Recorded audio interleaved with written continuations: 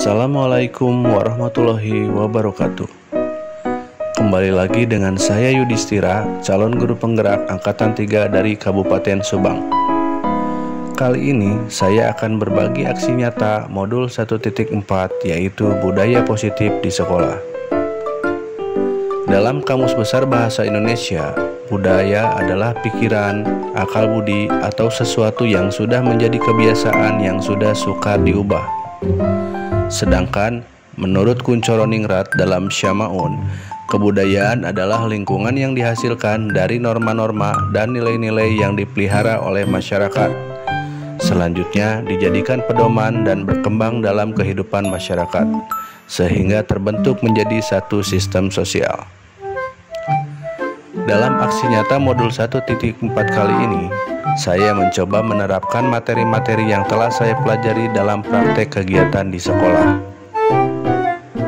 Adapun aksi nyata yang sudah saya coba terapkan adalah 1. Menerapkan disiplin positif. 2. Membuat keyakinan kelas. 3. Menerapkan segitiga restitusi. 4. Melaksanakan kegiatan pembiasaan literasi sekolah. 5. Merintis komunitas praktisi. 1. Menerapkan disiplin positif. Disiplin positif merupakan suatu cara penerapan disiplin tanpa kekerasan dan ancaman yang dalam praktiknya melibatkan komunikasi tentang perilaku yang efektif antara guru dan siswa. Dalam penerapan disiplin positif ini, anak diajarkan untuk memahami konsekuensi dari perilaku mereka. Selain itu, disiplin positif juga mengajarkan anak untuk tanggung jawab serta rasa hormat dalam berinteraksi dengan lingkungannya di sekolah. 2. Membuat keyakinan kelas. Hal tersebut penting dilaksanakan karena keyakinan kelas merupakan fondasi dan arah tujuan suatu kelas, yang akan menjadi landasan dalam memecahkan konflik atau permasalahan di dalam kelas, yang pada akhirnya akan menciptakan budaya positif. 3. Menerapkan segitiga restitusi. Dengan berbekal pemahaman materi tentang motivasi perilaku manusia, kebutuhan dasar manusia, dan posisi kontrol, saya mencoba menerapkan segitiga restitusi sebagai salah satu cara untuk menanamkan disiplin positif pada murid. Saya berharap hal tersebut menjadi bagian dari budaya positif. 4. Melaksanakan kegiatan pembiasaan literasi sekolah. Kegiatan rutin ini dilaksanakan untuk menumbuhkan minat baca peserta didik serta meningkatkan keterampilan membaca agar bermanfaat untuk mengembangkan potensi diri, sehingga berawal dari kegiatan pembiasaan, kemudian menjadi kebiasaan, dan akhirnya menjadi budaya positif. 5. Merintis komunitas praktisi. Komunitas praktisi memberikan wadah bagi para guru untuk belajar dan berpartisipasi dalam pengembangan diri mereka. Interaksi dan dialog antara anggota komunitas dapat berupa berbagi kekhawatiran, masalah, dan praktek baik untuk direfleksikan bersama-sama. Berikut adalah dokumentasi aksi nyata modul 1.4 tentang budaya positif di sekolah yang sudah saya laksanakan.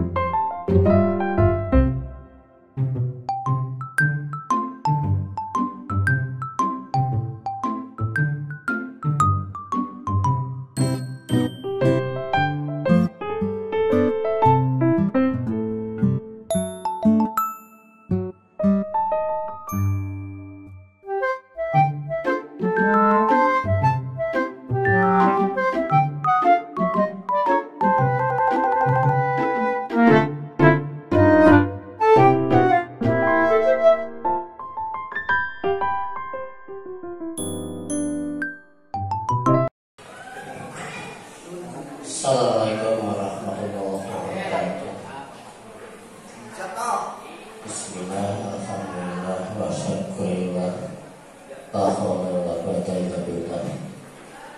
Yang terhormat Bapak-bapak, ibu-ibu, rekan-rekan semua yang mengikuti dalam rangka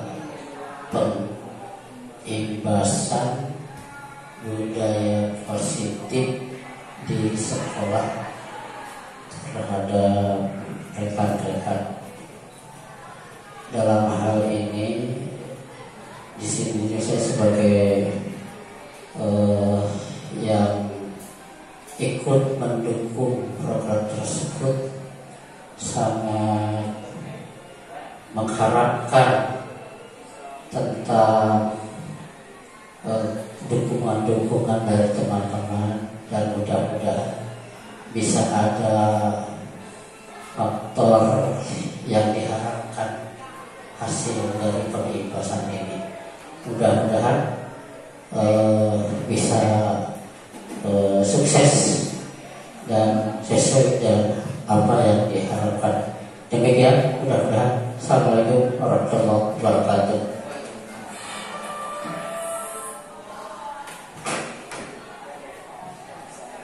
Terima kasih kepada Bapak Aslam atas sambutannya.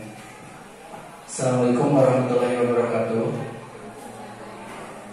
Alhamdulillahirabbil alamin. Assalatu wassalamu ala asyrafil anbiya'i wal mursalin wa ala alihi washabbihi ajmain. Pertama-tama marilah kita panjatkan puji dan syukur kehadirat Allah Subhanahu wa taala yang telah memberikan rahmat dan hidayahnya kepada kita hingga pada hari ini kita dapat berkumpul bersama dalam kegiatan pengimbasan budaya positif di sekolah. Pertama-tama terima kasih pada Bapak Ibu sekalian yang telah meluangkan waktunya untuk hadir di acara ini. Mudah-mudahan untuk kedepannya kegiatan ini bisa bermanfaat untuk kita semua.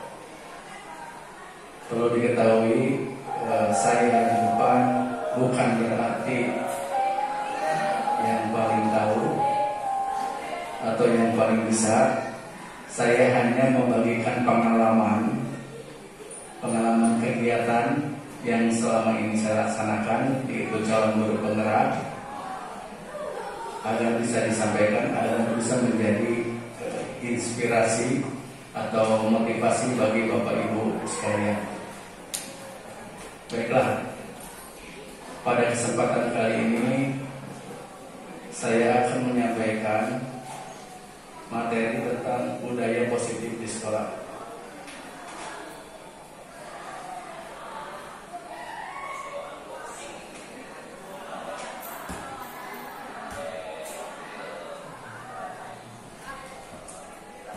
Ya, Bapak Ibu sekalian, kegiatan budaya positif di sekolah diawali dengan filsafat Ki Hajar Dewantara, yaitu budaya positif atau ekosistem positif. Kita ambil contoh perbandingannya dengan hidup tumbuh-tumbuhan seorang petani. Dalam hakikatnya sama kewajibannya dengan seorang pendidik yang menanam padi misalnya. Hanya dapat menuntun tumbuhnya padi. Dia dapat memperbaiki kondisi tanah, memelihara tanaman padi, memberi pupuk dan air, membasmi ulat-ulat atau jamur-jamur yang mengganggu hidup tanaman padi dan lain sebagainya. Ya. Berikut adalah materi-materi yang akan dibahas, eksplorasi konsep. Yang pertama, perubahan paradigma stimulus respon lawan teori kontrol. Yang kedua, arti disiplin dan 3 motivasi perilaku manusia. Yang ketiga, keyakinan kelas, hukuman dan penghargaan. Yang keempat, kebutuhan dasar manusia. Yang kelima, posisi kontrol. Dan yang terakhir, segitiga restitusi.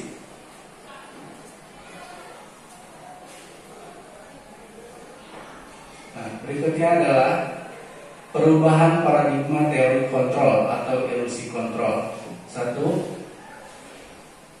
ilusi kontrol bisa kita sebut ya, perumpamaan ilusi guru mengontrol murid. Yang kedua, ilusi bahwa kritik dan membuat orang merasa bersalah dapat menguatkan karakter. Yang ketiga, ilusi bahwa semua penguatan positif efektif dan bermanfaat. Yang keempat, ilusi bahwa orang dewasa memiliki hak untuk memaksa. Nah, hal-hal tersebut ternyata yang selama ini kita laksanakan di sekolah. Hal tersebut ternyata ilusi bahwa guru itu harus bisa mengontrol murid, bahwa guru jika mengkritik dapat menguatkan karakter siswa, kemudian bahwa semua penguatan positif efektif dan bermanfaat, dan yang terakhir bahwa orang dewasa memiliki hak untuk memaksa. Nah, selama itu kita selalu melakukan hal tersebut pada siswa. Ternyata itu hanya ilusi ya. Kemudian berikutnya adalah perubahan paradigma stimulus respon teori kontrol. Nah, bisakah kita mengontrol seseorang? Untuk stimulus respon, selama ini kita mencoba mengubah orang agar berpandangan sama dengan kita. Kemudian perilaku buruk dilihat sebagai suatu kesalahan.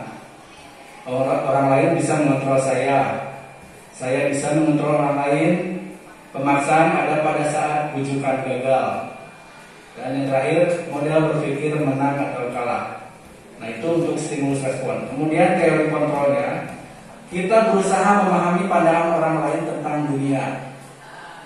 Yang kedua, semua perilaku memiliki tujuan. Yang ketiga, hanya Anda yang bisa mengontrol diri Anda. Yang keempat, Anda tidak bisa mengontrol orang lain. 5. Kolaborasi dan konsensus menciptakan pilihan-pilihan baru. Dan yang keenam, model berpikir menang dan menang. Ya. Itu antara stimulus dan teori kontrol. Jadi selama ini kita sering melakukan stimulus respon. Ya. Hal-hal tersebut ternyata kurang tepat. Ya. Seharusnya kita melakukan teori kontrol. Kemudian, apakah makna disiplin? Disiplin berasal dari bahasa Latin disciplina yang artinya belajar. Makna asal dari kata ini berkonotasi dengan disiplin diri dari murid-murid Socrates dan Plato. Disiplin diri membuat orang menggali potensinya menuju sebuah tujuan, apa yang dihargai. Namun, dalam budaya kita, makna kata disiplin telah berubah menjadi sesuatu yang dilakukan seseorang pada orang lain untuk mendapatkan kepatuhan. Kecenderungan umum adalah menghubungkan kata disiplin dengan ketidaknyamanan, bukan dengan apa yang kita hargai atau pencapaian suatu tujuan mulia. Nah, kata disiplin ini ya, sering kita terapkan juga di sekolah terhadap siswa-siswi kita. Jadi seolah-olah ketika siswa melakukan kesalahan, kita harus membalikan lagi kepada disiplin tersebut, ya, memaksa untuk patuh kepada kita. Dan hal tersebut menjadi suatu ketidaknyamanan buat siswa, bukan karena ingin dihargai, ya, karena ingin melakukan pencapaian suatu tujuan mulia. Baik. Berikutnya adalah teori motivasi perilaku manusia. Yang pertama, untuk menghindari ketidaknyamanan atau hukuman, apa yang akan terjadi apabila saya tidak melakukannya? Itu motivasi eksternal. Kemudian, untuk mendapatkan imbalan dari orang lain atau institusi, apa yang akan saya dapatkan apabila saya melakukannya? Itu motivasi eksternal. Dan yang ketiga, untuk menghargai diri sendiri, menjadi insan sesuai harapan kita, saya akan menjadi orang yang seperti apabila saya melakukannya. Yaitu motivasi internal, tujuan disiplin positif. Kemudian kembali lagi dengan filosofi Ki Hajar Dewantara, ya, arti kata merdeka menurut Ki Hajar Dewantara. Merdeka itu artinya tidak hanya terlepas dari perintah, akan tetapi juga cakap buat memerintah diri sendiri. Nah, ini diagram, ya. Budaya positif berawal dari peraturan kelas, ya. Peraturan kelas kemudian menjadi keyakinan kelas, kemudian lebih besar lagi berpengaruh menjadi lingkungan positif. Setelah lingkungan positif jadi budaya positif. Nah, itu yang akan kita tuju. Kemudian keyakinan kelas, hukuman dan penghargaan. Mengapa tidak peraturan saja? Mengapa harus keyakinan kelas? Yang pertama, untuk umpan baliknya, ya, kita ada pertanyaan ini. Mengapa kita memiliki peraturan harus menggunakan helm bila mengendarai kendaraan roda 2? Yang kedua, mengapa kita memiliki peraturan 3M? Menggunakan masker, mencuci tangan, dan menjaga jarak 1,5 meter. Kemudian, mengapa kita memiliki peraturan harus datang tepat waktu pada saat mengikuti pelatihan? Nah, untuk mendukung motivasi intrinsik, kembali ke nilai-nilai keyakinan-keyakinan lebih menggerakkan seseorang dibandingkan mengikuti serangkaian peraturan-peraturan. Nah, ketika kita sudah memiliki kesepakatan dengan siswa tidak akan merasa terjebak oleh peraturan. Jadi, ketika siswa melakukan kesalahan, kita akan mengembalikan hal tersebut kepada keyakinan yang telah disepakati bersama siswa. Hal tersebut untuk melatih agar siswa, ya, memotivasi dirinya itu untuk melakukan hal yang baik, bukan karena peraturan, tapi karena kesadaran siswa itu sendiri. Itu fungsi dari keyakinan kelas. Kemudian ini contoh kesepakatan kelas, terutama ini untuk wali kelas, ya. Wali kelas dari awal pembelajaran seharusnya melakukan kesepakatan kelas dengan siswa, ya.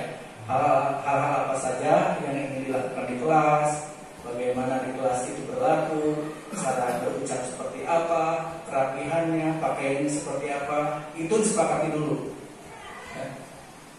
Contoh di sini, contoh kesepakatan kelas. Yang pertama, datang tepat waktu, mengucapkan salam. Kemudian menjaga kebersihan sekolah. Kemudian berdoa sebelum dan sesudah kegiatan. Aktif dalam pembelajaran, tertib, ya. Kemudian di sini ada lagi kesepakatan kelas. Kami guru dan murid yang saling menyayangi. Dua, kami murid yang semangat belajar. Ketiga, kami murid yang peduli dengan teman-teman. Nah, hal-hal tersebut seharusnya dari awal pembelajaran sudah disepakati oleh guru dan siswa. Jadi ketika siswa melakukan kesalahan atau tidak sesuai dengan kesepakatan kelas tersebut, siswa akan mendapatkan konsekuensi, ya. Siswa sendiri yang harus bertanggung jawab. Berikutnya, kegiatan pendalaman keyakinan kelas tabel T dan Y. Nah, di sini ketika membahas hal tersebut, ya, dalam keyakinan kelas, di sini ada nilai hormat. Kami meyakini bahwa sangat penting untuk menghormati semua orang dan barang milik orang lain. Nah, contohnya satu. Kedua, bekerja. Kami meyakini bahwa sangat penting untuk mengerjakan segala pekerjaan atau mengikuti kegiatan yang telah ditugaskan. Yang ketiga, diterima dan dimiliki. Kami meyakini bahwa sangat penting untuk merasa diterima pada suatu kelompok dan saling peduli satu dengan yang lain. Nah, pada awal pembentukan keyakinan kelas, ya, kita sampaikan dulu ke siswa untuk hormat. Dalam singkat hormat ini akan terlihat seperti apa di dalam kelas tersebut, ya. Apakah saling memaki atau berbahasa dengan baik, ya. Kemudian di kelas tersebut akan terdengar seperti apa? Apakah ribut ataukah saling papoyok gitu ya. Kemudian berperilaku. Ya, berperilaku itu seperti apa kalau misalkan kita saling hormat itu? Ya. Kemudian dalam bekerja sama itu disampaikan. Kalau misalkan kita bekerja di kelas itu terlihatnya seperti apa, terdengarnya seperti apa, dan perilakunya seperti apa. Baik. Selanjutnya contoh-contoh peraturan. Apabila kita berbicara tentang peraturan, di sini kalimatnya kalimat baku dan cenderung tidak memihak kepada siswa. Contohnya, 1. Selalu kembalikan buku ke tempatnya. 2. Dilarang mengganggu orang lain. Kemudian hadir di sekolah 15 menit sebelum pembelajaran dimulai. Dilarang melakukan kekerasan. Dilarang menggunakan narkoba bergantian atau menunggu giliran. Menggunakan masker. Jangan berlari di kelas atau koridor. Nah, itu contoh-contoh dari bentuk peraturan. Kemudian apabila diterapkan peraturan tersebut ke dalam keyakinan kelas, ya, dengan kesepakatan dengan siswa, yang pertama selalu kembalikan buku ke tempatnya. Apabila diterapkan ke keyakinan kelas, kalimatnya menjadi tanggung jawab. Kemudian yang kedua, menghormati orang lain dan diri sendiri. Yang ketiga, menghormati orang lain, komitmen pada tujuan. Kemudian keselamatan, menghormati orang lain. Kemudian kesehatan. Kemudian menghormati orang lain, kesabaran, kesehatan, keselamatan dan keamanan. Ya. Itu tentang keyakinan kelas. Berikutnya yaitu dihukum oleh penghargaan. Nah, ini mungkin yang selama ini kita terapkan juga kepada siswa. Dihukum oleh penghargaan. Yang pertama, pengaruh jangka pendek dan jangka panjang. Penghargaan menghukum, penghargaan mengurangi ketepatan, penghargaan tidak efektif, dan penghargaan merusak hubungan. Ya. Jadi ini pengaruh ya ketika kita memberikan penghargaan kepada siswa. Hal tersebut motivasinya jadi apa yang ingin kita beri. Ya, siswa itu termotivasi dengan hadiah atau penghargaan yang kita inginkan. Ya. Padahal hal tersebut hanya berpengaruh jangka pendek. Ya. Kemudian penghargaan juga menghukum.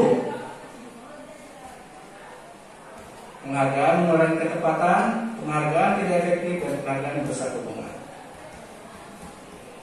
Nah, ini contoh tindakan guru, hukuman atau sanksi dan konsekuensi.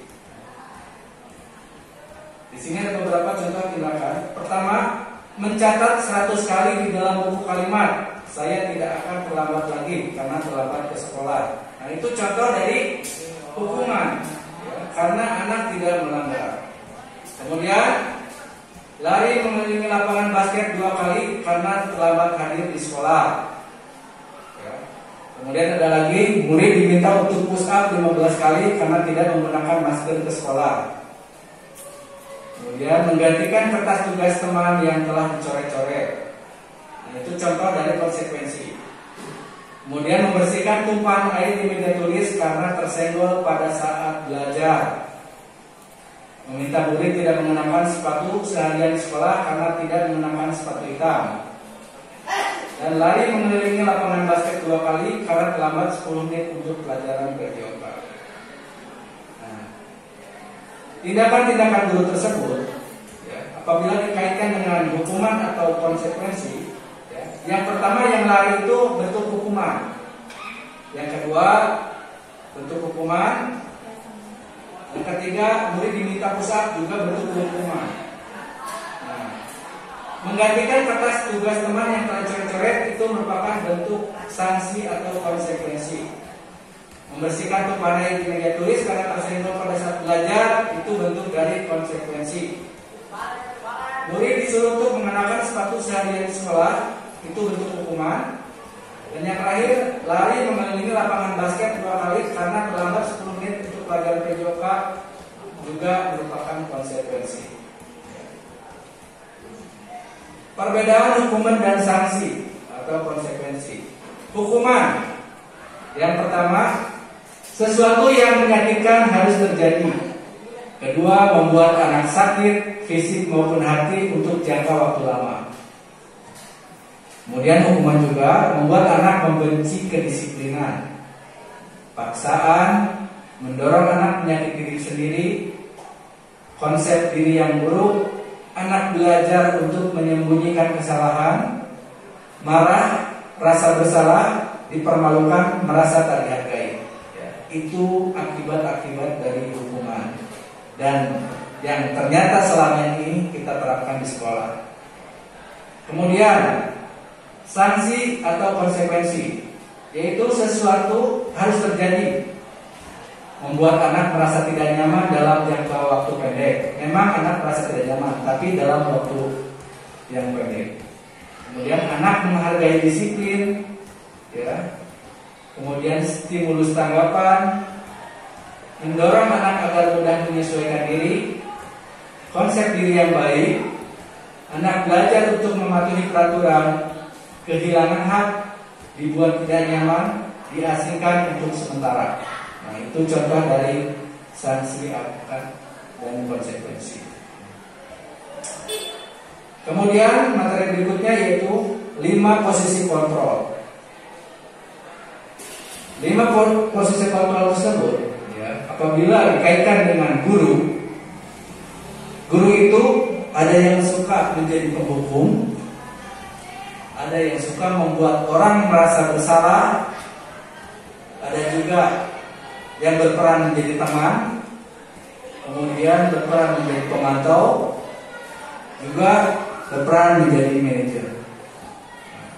Kalau misalkan penghukum, contohnya, ya, menghardik, menunjuk-nunjuk, menyakiti atau menyindir, nah, itu bentuk dari hukum, dari guru yang penghukum.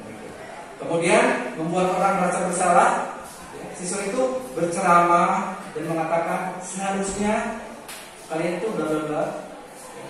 Bapak tidak suka atau ibu kecewa karena kalian telah bla bla bla. Nah, itu membuat orang merasa bersalah. Kemudian teman membuatkan alasan-alasan untuk muridnya. Pemantau menghitung dan mengukur, dan manajer mengajukan pertanyaan-pertanyaan. Kemudian guru berkata, apabila menjadi penghukum, biasanya guru akan berkata, kalau kamu tidak melakukannya, awas ya, rasakan. Nah, itu contohnya.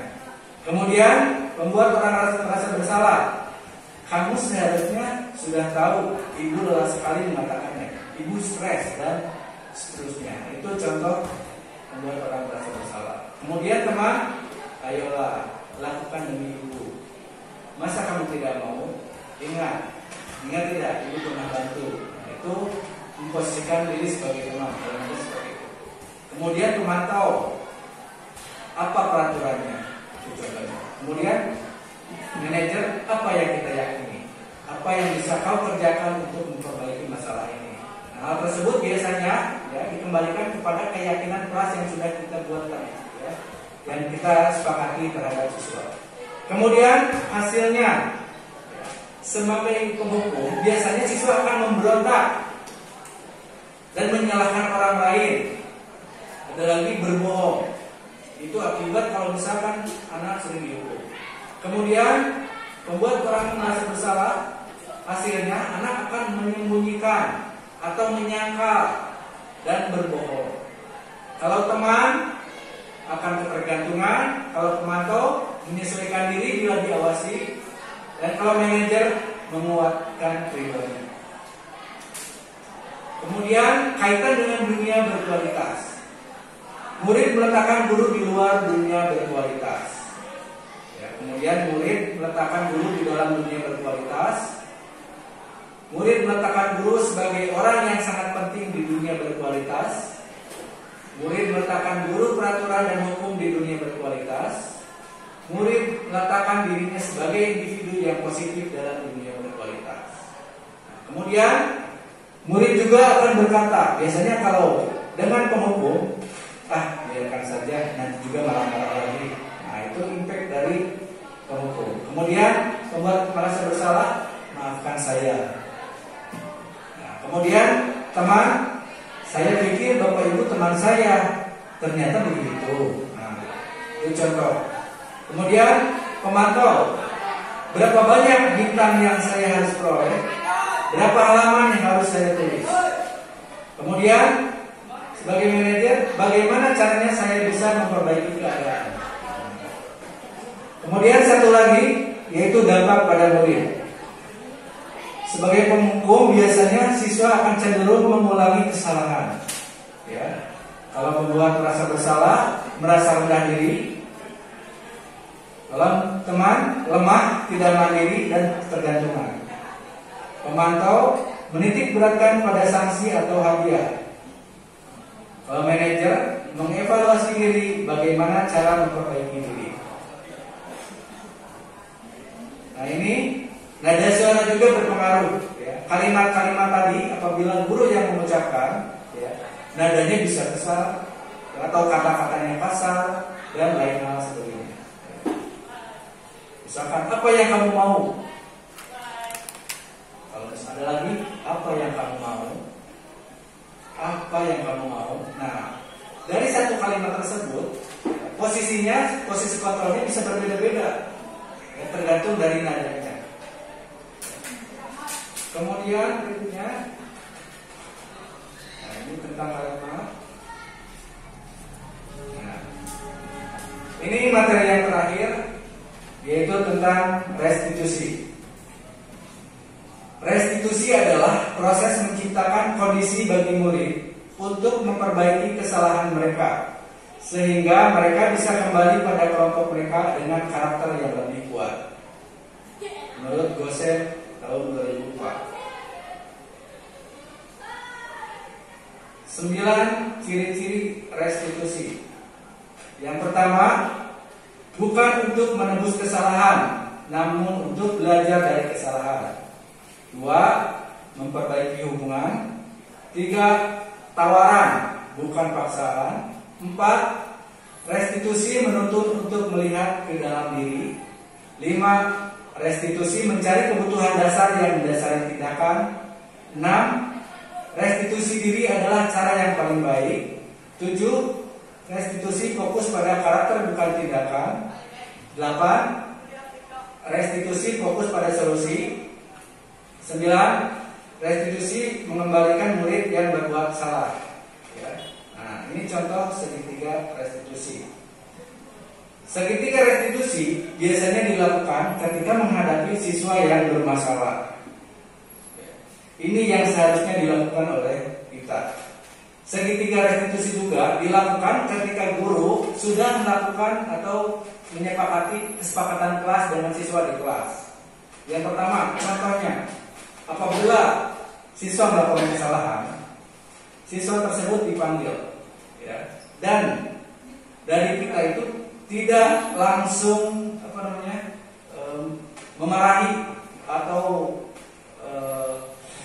menghukum, ya, secara tiba-tiba. Kamu itu begini, tidak seperti itu.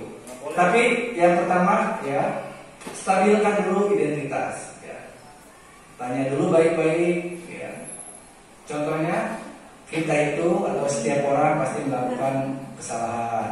Kemudian kamu bukan satu-satunya yang pernah melakukan hal ini. Nah, itu contoh dari menstabilkan dulu identitas. Ya, ketika siswa merasa bersalah, kita dahului dulu dengan kalimat tersebut. Setelah itu, setelah menstabilkan identitas, langsung ke validasi tindakan yang salah. Ya, contohnya, kamu tentu punya alasan mengapa melakukan hal tersebut. Kemudian, adakah cara yang lebih efektif untuk mendapatkan apa yang kamu butuhkan? Nah, itu contoh, ya. Jadi siswa menjelaskan kenapa melakukan hal tersebut, kenapa melakukan kesalahan-kesalahan tersebut. Gitu. Ya. Kemudian yang terakhir, menanyakan keyakinan. Nah, nilai-nilai apa yang telah kita sepakati, kamu ingin menjadi orang yang seperti apa? Nah, tadi setelah melakukan validasi, ya, kemudian kembalikan lagi kepada keyakinan yang telah disepakati. Nah, bahwa di kelas kita kan pernah bersepakat di kelas itu harus seperti apa. Nah, kalian salahnya itu di mana? Nah, siswa akan memahami dan mengerti tentang keyakinan tersebut. Oh iya Pak, misalnya kita itu sudah bersepakat bahwa di kelas itu misalkan tidak boleh mengganggu sesama teman. Nah, kemudian kembalikan lagi dengan konsekuensinya. Terus apa konsekuensinya? Oh iya Pak, kalau misalkan melakukan hal tersebut, saya akan membersihkan kelas misalkan selama 1 minggu. Nah, itu contoh dari konsekuensi. Hal-hal tersebut penting dilakukan dalam segitiga restitusi. Ya. Itu saling berkaitan. Yang pertama, sekali lagi menstabilkan identitas. Kedua, validasi tindakan yang salah. Dan yang terakhir, menanyakan keyakinan. Itu segitiga restitusi. Nah, ini dari kebutuhan dasar manusia. Setelah memahami segitiga restitusi, kita juga harus memahami kebutuhan dasar manusia apabila diterapkan kepada siswa.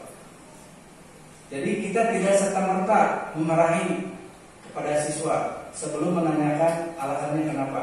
Karena setiap siswa itu melakukan kesalahan didasari karena kebutuhan.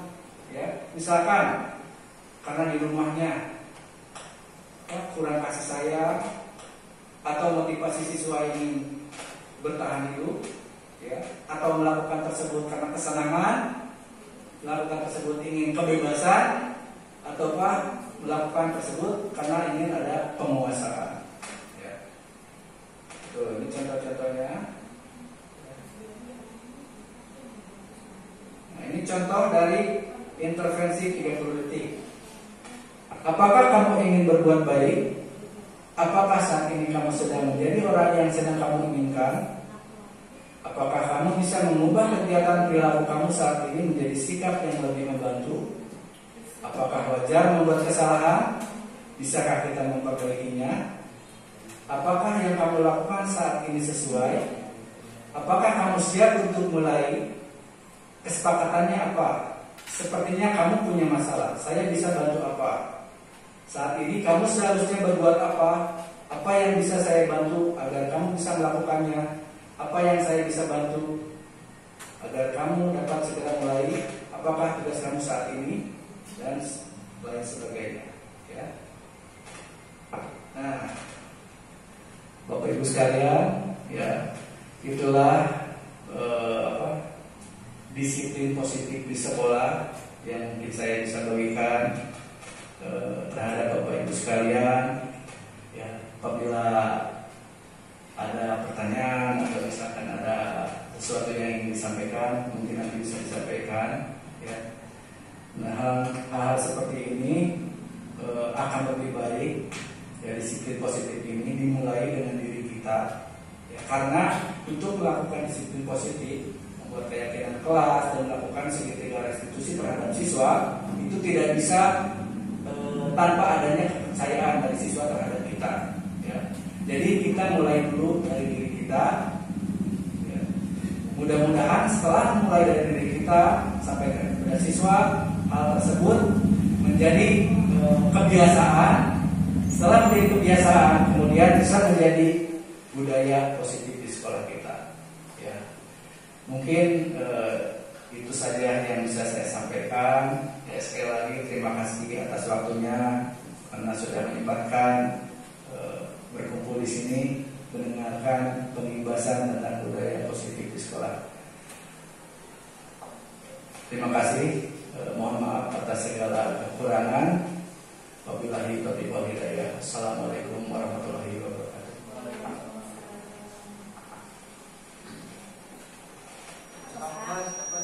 Dalam pelaksanaannya, membangun budaya yang positif bukanlah hal yang mudah.